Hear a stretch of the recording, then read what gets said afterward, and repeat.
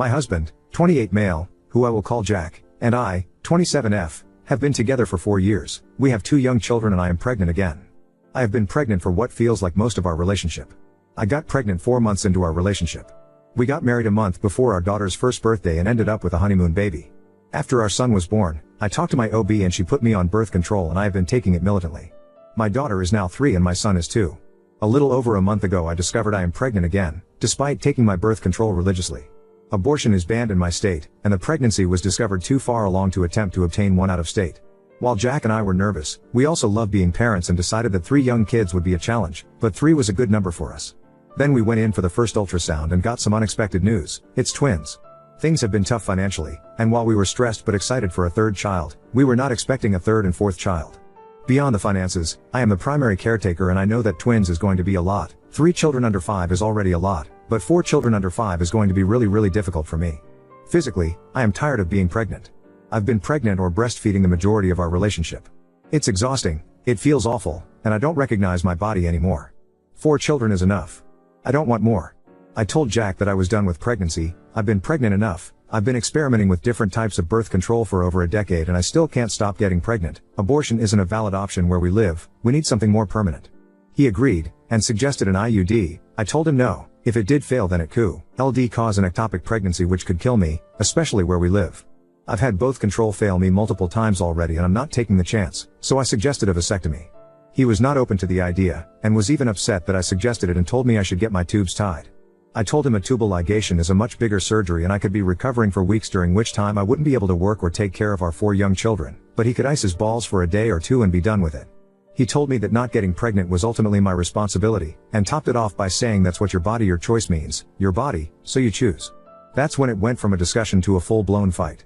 See, when I was 19 I had another birth control failure with my boyfriend at the time, who I will call Tom. I wanted an abortion. Tom did not because he was opposed.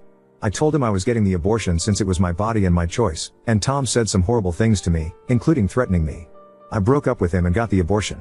In response, Tom ended up following me one night and attacking me. I don't want to go into detail but it was horrible, and he ended up going to prison for a number of charges related to the attack. Not only do I have a number of scars and some long-lasting physical effects, but I have PTSD as well. Jack knows about my history and diagnosis, and has known from the beginning. I have a pretty prominent facial scar so I was upfront about it early on in our dating. Jack always presented himself as very pro-choice, so I was shocked that he would say that. I got really emotional and started crying and shouting, and it turned into a full-blown fight. Eventually I said that birth control is a two-way street and so far I've been the only one managing it, and he said, and now we have 2 kids and 2 more coming. Great job. I told him he sounded like Tom and he got super pissed. Well, he said how dare you compare me to him, and maybe he might want kids one day with someone who doesn't compare him to her felon ex-boyfriend. I was stunned and horrified. I said, well then let's not waste any fucking time, then packed up myself and the kids and drove to my parents' place. It's been about a week since the fight. I've spoken with Jack a few times and he has since apologized and said he was out of line and was speaking from a place of anxiety after finding out about the twins, but also that I said things that were out of line and it was wrong of me to insist he undergo a medical procedure. He said that can move on from the things I said and that he wants to see his children and be a family again. I told him no, that I didn't want to move on from the things he said to me. I can't just get over that and I think we need space apart. Jack was upset by this and while we talked I brought up getting a separation agreement to manage custody and finances while we figure things out. He did not like this suggestion, said we didn't need to pull the courts into this. I haven't told a lot of people about what's happening but my family and a couple close friends. My sister and best friend both think I should throw the whole man away, but my brother, who is the only other one married with kids, thinks that I'm being extreme for what sums up to a fight between 2 scared people who both said nasty things. My mom is trying to be supportive but is occasionally reminding me that I don't want to be a single mother of 4 and telling me not to let my PTSD drive my decisions. While my dad is being completely unhelpful, he thinks jokes are helpful, like calling me doorknob because I can't stop getting knocked up, telling me to let the oven cool down, real knee slappers. I don't know what to do. My kids are happy to be at grandma and grandpa's house but they miss their daddy. I'm 4 months pregnant and already uncomfortable as hell. I wish I could go back to being a happy little family but I'm so hung up on the things he said in that fight. Am I destroying my family over one bad night? Am I being unreasonable for asking my husband to get a vasectomy? Edit, I've noticed a lot of people recommending condoms. I have gotten pregnant with condoms twice. Our second child and my first pregnancy were both conceived using condoms properly, correct fit, put on correctly, single use, not expired, no breaks, etc. I do not trust condoms enough to not fail a 3rd time. I know the failure rate is supposedly small, but it's not personally small enough for me. Edit to the edit. By the first pregnancy I mean the pregnancy with Tom. With Jack I was on the patch when I got pregnant with our daughter, condoms with our son, and the pill with the twins. So far I haven't ever suspected that Jack has tampered with our birth control and always presumed that I'm a fertile myrtle. I recognize the comments and just want people to know I'm seeing the suggestion. I'm not dismissing it, but the thought of it is deeply upsetting and has provoked a lot of anxiety. I just wanted to make it clear that if the suggestion is only based on the condoms, that the condom pregnancies were with two different partners. While I know I always used condoms properly with Tom, I do believe that Tom could have been fully capable of sabotaging the condoms. Update 1. It seemed like the majority of people said I was NTA, but I did get a lot of UTAs telling me I was trying to force him to get a medical procedure and telling me to get one instead.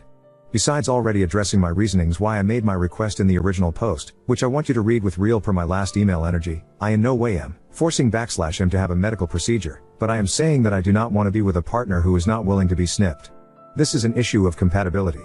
The number of children you want, the methods of birth control you're willing to use, those are issues of compatibility and a reason relationships end all the time. If he doesn't want to be sterilized, that's fine, but then that means that we're not compatible anymore, since it means he wants more children and I don't. Beyond that, there were some UTA comments and some DMs that were just nasty, calling me a murderer and saying my body is a cemetery. Sadly enough, I expected those types of comments, because I know there are a lot of Toms out in the world.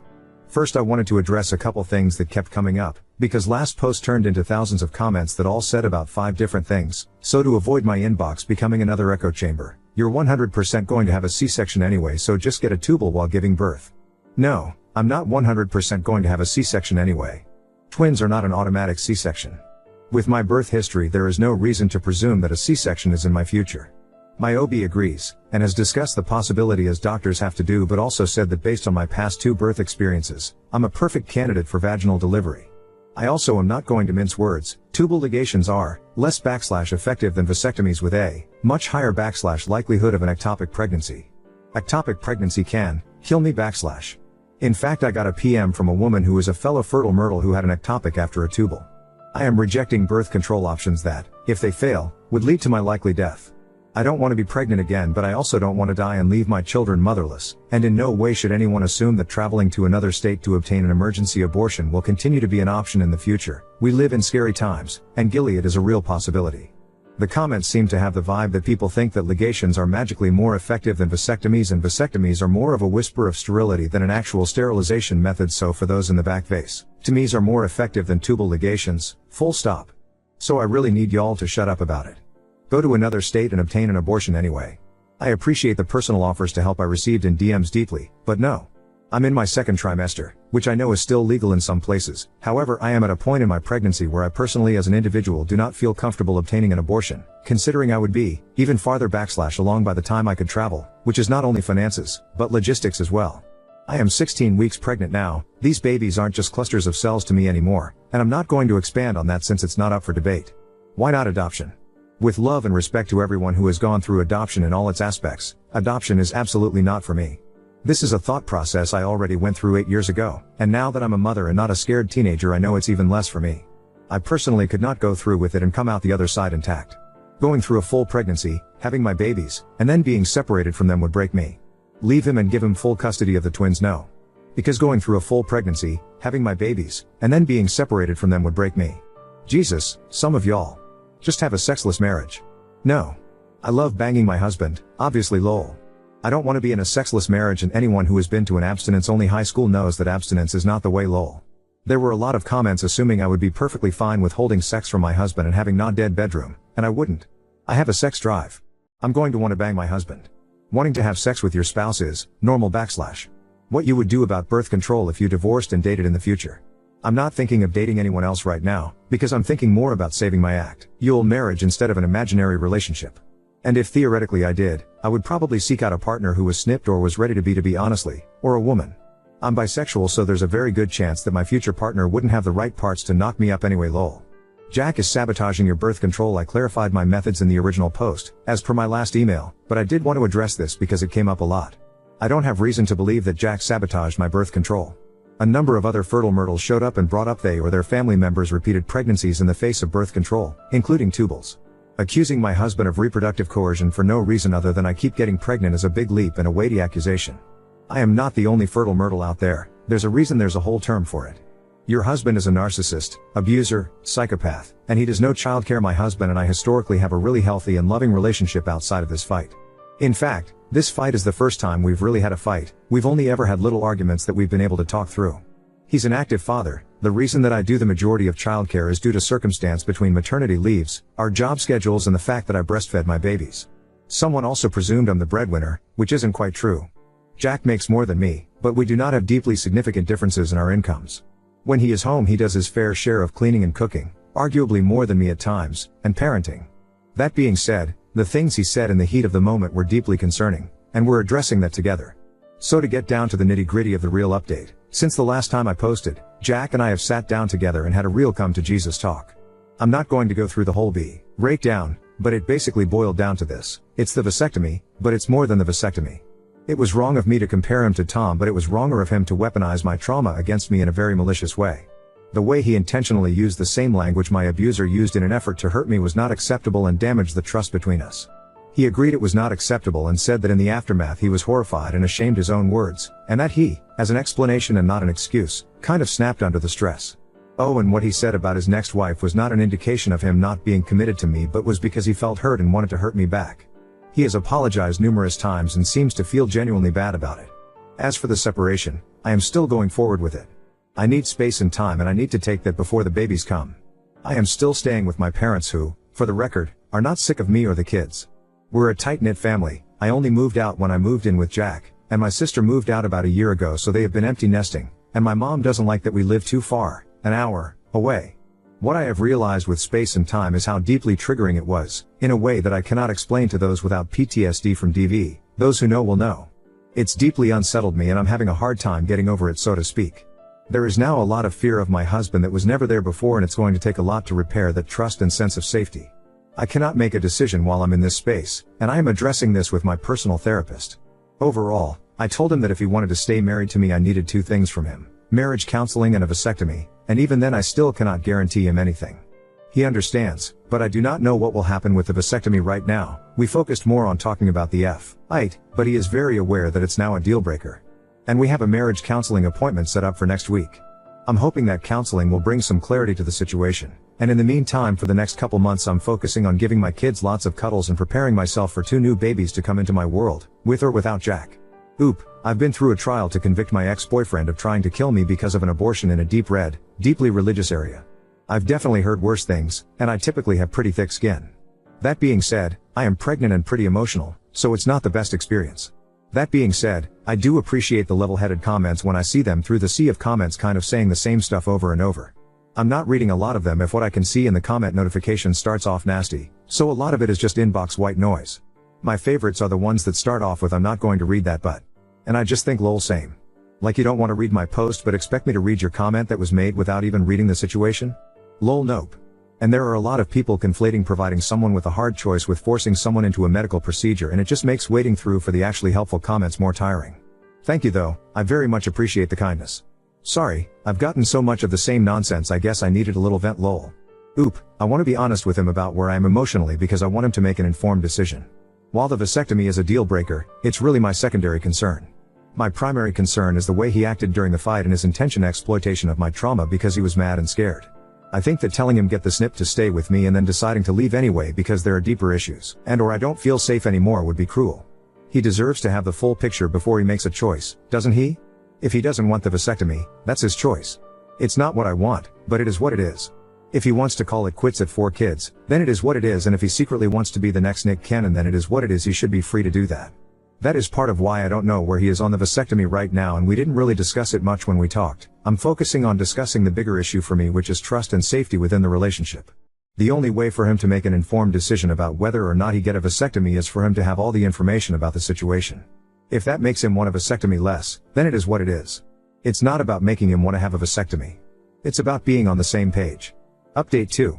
I kind of haven't wanted to update because I know a lot of people felt a lot of different ways about the original posts. I have still been consistently receiving comments since I posted last, so I figured it was worth updating, because a lot has happened. Since the last time I posted, we went through with the separation and kept 50-50 custody, though we did only share this with those closest to us. We also started going to couples counseling weekly, and TLDR, we both had a lot of stuff to work through. And we both put in a lot of work. I'm not going to share what his reasoning for his aversion to the vasectomy was, but he did share with me, and he did have some beliefs about masculinity that he had to deconstruct. We did a lot of work at the heart of the issue, which was his weaponization of my trauma in a fight. That was always the biggest issue, far more than the vasectomy. We did a lot of work around that, since it did open up the doors to a lot of deeper stuff with us both. We stuck to the agreed upon separation time, since we both wanted to wrestle this one way or another before the twins are born. While we did the work with our therapist, we did not talk about the vasectomy during this time outside of structured discussions in therapy, and our therapist believed with our situation it was best that Jack's choice to snip or not be a non-discussion so we could focus on the real deeper issues at hand. It did help focus discussions to be more productive, but it did mean I've been in the dark about it. There's been a lot of soul searching, a lot of come to Jesus discussions between Jack and me. There were things he said in therapy and in conversation that lead me to believe he is deeply regretful of his words, understands the gravity of them, and is doing the work to never do it again. He hasn't once said anything that reinforced those ideas or implied he truly believed what he said. I've been open to and listening to his words, while also being aware it could be lip service. The agreed upon separation is at an end. We had our final therapy appointment within the separation period recently, and some things have happened during this time with our families that have provided a lot of complications and some clarity. Jack went through with the vasectomy. He iced his balls for a day and was fine. No, I did not force him, it was his own decision. And no, I did not end the separation immediately after he did, and yes, he knew that was the case that when he did. We still did the work. He is not castrated, he is not emasculated, he is the same man he was before, just shooting blanks, and he did not develop some rare disorder from it. He actually got snipped shortly after we started therapy, and couldn't tell me because of the vasectomy talk moratorium. He did not get snipped to have sexual access to me, he didn't, and I'm still freaking pregnant anyway. He did not do it to save the marriage, and we still did the work and are doing the work. We are going to continue therapy together and in the process of reunifying. So we are still together, my husband is snipped, but now we have some really difficult decisions to make about the viability of living in this state and raising our children here. Following reunification, our next big hurdle to jump is what to do about living here. This is something Jack and I have been talking about in passing for a couple years and again recently. This is not something I've blindsided him with, this is not brand new information. This is actually a conversation that's been going on for years between us and just happens to be coming to a head around now, since most of the reason we've stayed has been to stay close to my family. His family is more spread out and less close. Both my sister and my brother plus his wife have recently experienced things that lead them to no longer feel safe here, and my sister at least has already decided to move after what's happened to her and how the laws here made it so much more traumatizing for her. We have one daughter, and in the next few months we may have up to 3 daughters. How can we justify raising them here, knowing how the state would treat them? So that's where we are. We are still together, we are still actively working on our relationship and going to therapy, couples and individual for both. He got the vasectomy and is doing great. Our next hurdle is figuring out if we want to continue living in the state that has proven to be dangerously hostile. Don't know what else to say, that's pretty much it right now. I know that the initial issue has overall been resolved, but now somehow there's still a lot of uncertainty about the future, but I guess that's life. Anyway, that's all, y'all. Oh. And check out jobs in Minnesota. We have your back. Oop, Minnesota is on my sister's short list. If Jack agrees, I would like to follow wherever she goes so we have family nearby, and I hope my brother agrees to do the same. I hope our weak southern bodies would be able to survive the winters.